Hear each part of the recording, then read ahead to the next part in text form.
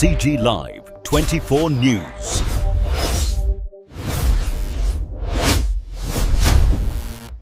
जी भ्रष्टाचार का बजट लेकर आप प्रस्तुत हुए थे और नया सरकार जो है लाभ का बजट पेश कर रही है। क्या यह लाभ का बजट है? किस तरह? देखिए, सन 2022 से इस नगर निगम के महापौर के द्वारा सन 712 करोड़ रुपए का बजट पेश किए थे, अनुमानित बजट। और जब वो वास्तविक आता है तो 413 करोड़ रुपए का वास्तविक आता है।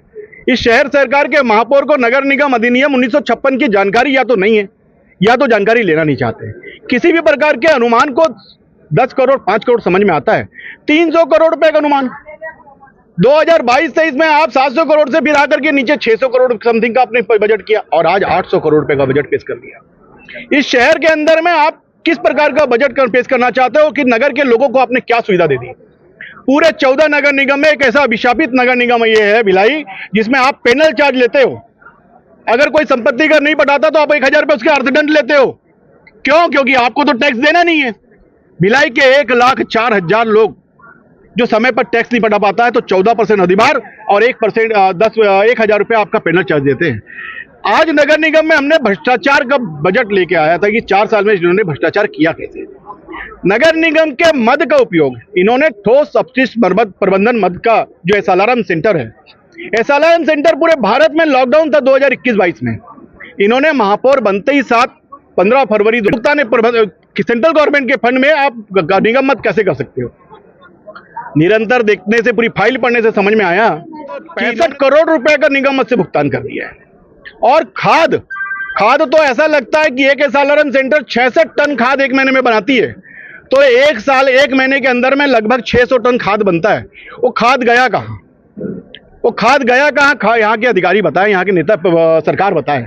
और रही बात संपत्ति कर मामले को लेकर के, और पेवर ब्लॉक का भ्रष्टाचार, डामरीकरण का भ्रष्टाचार, वृक्षारोपण में भ्रष्टाचार, नगर निगम के जो प्लॉट बेचे गए, जो आज यहाँ के सरकार के मुखिया अपने नजदीकी लोगों को ये प्लॉट का फायदा पहुंचाने के लिए इन्होंने ऑनलाइन टेंडरिंग करवाई और अपने लोगों को, खास लोगों को पूरा मीना बाजार मैदान बेच दिए, पूरे शहर के खाली रिक्त प्लॉट बेच दिए। और नगर निगम के खाते में आया कितना पैसा? 53 करोड़ रुपया। बाकी पैसा कहां गया? कौन है वो रिश्तेदार, कौन है, लोग बताए आकर के। और जब इस पूरे मामले को लेकर के भ्रष्टाचार में आज विपक्ष भ्रष्टाचार 4 साल भ्रष्टाचार बेमिसाल को लेकर के आए, तो आज यहाँ के महापौर अपने साथियों के साथ में हंगामा करने का काम करते हैं। जिस प्रकार से हर बार किए, आप चोरी करो, आप डकैती करो, आप भ्रष्टाचार करो और राज्य सरकार आपका जांच करेगी। विपक्ष इतना सक्षम है कि ईओडब्ल्यू से लेकर के सीबीआई से लेकर के तमाम प्रकार की जांच कराने के लिए विपक्ष सक्षम है और वो कराएगा। जी भैया, लाभ का बजट बता रहे हैं, चालान मत बदल कर भुगतान करने की बात इन लोग करते हैं। मतलब आपने आरोप भी लगाया है जिस तरह से, किस तरह का आरोप है और किस तरह के लोग जो है गलत तरीके से। देखिए, लाभ का बजट इसमें ये होता है, लाभ के बजट का तात्पर्य क्या होता है पहले ये समझने की आवश्यकता है। लाभ का बजट मतलब हमने नगर निगम की आवक को कितना बचाया और अपने कोष में कितने धन को एकत्रित किया। लाभ का बजट ये नहीं होता कि हमने अपनी संपत्ति को बेचा और उस राशि को हम लाभ के बजट में दिखा रहे हैं। पहले तो ये समझने की आवश्यकता है। दूसरा चीज, हेड को बदलने का अधिकार किसी को नहीं है। हेड आपको राज्य शासन ने जो हेड बना के दिए या नगर निगम जो हेड को बनाया, उस अलग अलग हेड में अलग अलग राशि जमा होती है। उसको पूरा आपको ऑडिट रिपोर्ट होती है सालाना। उस ऑडिट रिपोर्ट को आपको ऑडिटर आता है, आपके पूरे प्रकरण को ऑडिट करता है और ऑडिट रिपोर्ट देता है। उसमें आपत्तियां होती है, उस आपत्तियों का निराकरण किए बिना आप उस फाइल को आगे नहीं बढ़ा सकते। इन्होंने अलग अलग हेड का पैसा उठा करके अलग अलग मदों में डाल करके और ठेकेदारों का भुगतान कर दिया। ठेकेदार के भुगतान करने की आपको इतनी हड़बड़ी क्या है कि आपने हेड का परिवर्तन कर दिया या हेड के पैसे को उठा के दूसरे हेड में डाल करके भुगतान कर दिया? ये अधिकार किसी के पास है ही नहीं। भवन बिक्री का पैसा सफाई एजेंसी को भुगतान किया गया, ऐसा भी भाई, जो नीलामी के माध्यम से जो नगर निगम के प्लॉट की बिक्री हुई, उसमें राज्य शासन का एक आदेश था। उस राज्य शासन के आदेश में 4थी कंडिका में लिखा है कि उसका अनुपातिक राशि जो है आपको राज्य शासन को देनी है और कुछ राशि जो नगर निगम में रहेगी। अब वो जो नगर निगम में उस नगर निगम की राशि का क्या कार्य योजना बनाएंगे, इसको बनाने का काम किसका? सामान्य सभा का है। एक व्यक्ति थोड़ी इस नगर निगम का मालिक है। कोई भी एक व्यक्ति इस नगर निगम के संचालन के लिए पूर्ण रूप से जिम्मेदार नहीं है। इस नगर निगम के लिए या किसी भी नगर निगम के लिए वहां की सामान्य सभा जिम्मेदार है।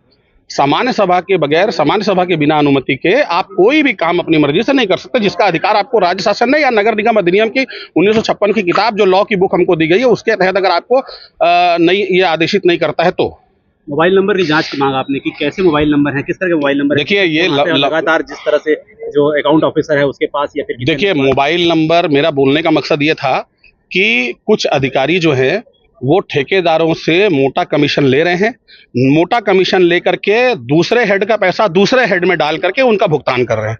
अगर आपने हेड में परिवर्तन करते या हेड की राशि को दूसरे हेड में डाल के भुगतान किया है तो ये अपने आप में आर्थिक अपराध के मामले को उजागर करता है और इसमें बिल्कुल कार्रवाई होगी।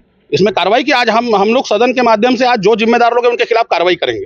5 साल हो गया, लेकिन न तो सफाई ठेके में जो गड़बड़ी थी उसकी बात सामने आई, अभी तक जांच सामने आई है। बसें जो आप लोगों ने खरीदी थी, सिटी बसें जो थी, सिटी बसों के जो पैसा था आपकी जो मतलब जो कर था उसका पैसा भी आपका चला गया, राज्य शासन को आपने 10 करोड़ जो दिया था, संजय दीदी का पैसा, सारा चीज चला गया। 5 साल आपके ऐसे निकल गए। देखिए ये पूरा काम जो है वो स्थानीय सरकार का है, महापौर का, महापौर परिषद का है, क्योंकि सरकार उनको चलानी है। हम विपक्ष में बैठे हुए पार्षद हैं। जब हमारा काम ये है कि जब रेलगाड़ी पटरी से आए बाएं चलेगी तो उसको हमको बताना कि आपकी पटरी लाइन पे नहीं चल रही है, पर सरकार चलाने का काम महापौर और महापौर परिषद का है। अगर अधिकारियों की संलिप्तता है स्थानीय सरकार के साथ तो वो भी दोषी हैं, और अगर उनके जानकारी के अभाव में अधिकारी अगर ऐसा कर रहे हैं तो भी ये स्पष्ट है कि फिर वो सरकार चलाने के लायक नहीं है। तो दोनों ही स्थितियों में महापौर और महापौर की परिषद जो है वो शून्य है, उनका कोई परफॉर्मेंस नहीं हुआ। और 4 साल का अवसर हमने उनको इसलिए दिया था कि सरकार का कार्यकाल 5 साल का होता है, क्योंकि अंतिम इस वर्ष का बजट है। तो इस बजट में आपने क्योंकि इसके बाद कोई बजट की बैठक है नहीं, अब जो आप कर रहे हो इसी बजट में कर रहे हो। इस बजट के पूरे आंकड़े हमारे पास नहीं है, मतलब ये बजट शून्य है, इसके कोई भी आंकड़े आपके आय व्यय के जो है वो मूल रूप से वास्तविक नहीं है। तो इसलिए इस बजट पर चर्चा नहीं तब तक नहीं हो सकती जब तक वो डॉक्यूमेंट पूरे आएंगे नहीं, और डॉक्यूमेंट वो लोग इसलिए छुपा रहे हैं क्योंकि उन्होंने गलत किया है। तो आज जो भी दोषी होगा उसके खिलाफ आज सामान्य सभा से आज बजट की बैठक में उसके खिलाफ बिल्कुल प्रस्ताव लाया जाएगा और कार्रवाई की जाएगी। किन दस्तावेजों की मांग आपने की? देखिए, मैंने शिक्षा उपकर से संबंधित आय व्यय का ब्यौरा मांगा है, फ्री होल्ड से संबंधित आय व्यय का ब्यौरा मांगा है, पूरी इनकी जो पुरानी ऑडिट रिपोर्ट है जो शासन ऑडिट कराता है उस ऑडिट रिपोर्ट को मांगा है। सारी चीजें उसमें स्पष्ट हो जाएंगी बजट में कहाँ क्या क्या गोलमाल हुआ है। एक और सवाल।